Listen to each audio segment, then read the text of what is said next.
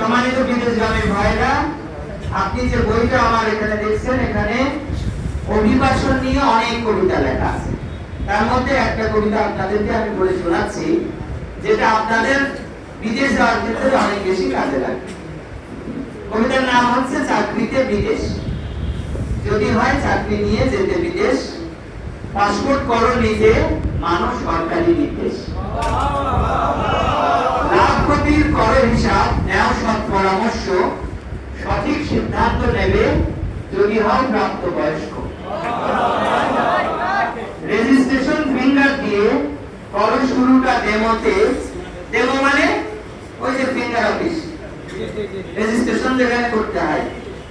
কাজ ও ভাষার প্রশিক্ষণ নাও টিটিসি আইএমটি তে।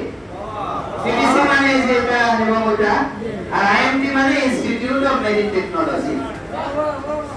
দক্ষ হয়ে সরাসরি যাও তবে রিক্রুটিং এজেন্সিতে, হাতে না ভরিও যেন দালালের ফ্রি ভিসাতে। সঠিক ভিসা হাতে যদি পড়ো আর্থিক বিপাকে, আগে পরে ঋণ পাবে প্রবাসী কল্যাণ ব্যাংকে। নিয়মিত স্মার্ট কার্ড নিয়ে এজেন্সি পাঠাবে কোথায়? এয়ারপোর্টে। ঠিক আছে?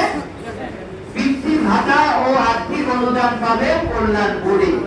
ওই জানাস কল্যাণ বোর্ড থেকে বৃত্তি ভাতা, আর্থিক অনুদান এগুলো পাওয়া যায়।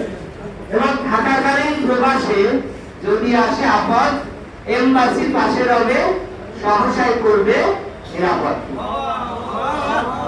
সরকারি ভাবে একমাত্র গোয়েসেল কর্মী পাঠায়, আছে প্রবাসী মন্ত্রণালয় ব্যস্ত সার্বিক ব্যবস্থাপনায়। ঠিক আছে, সবাইকে ধন্যবাদ।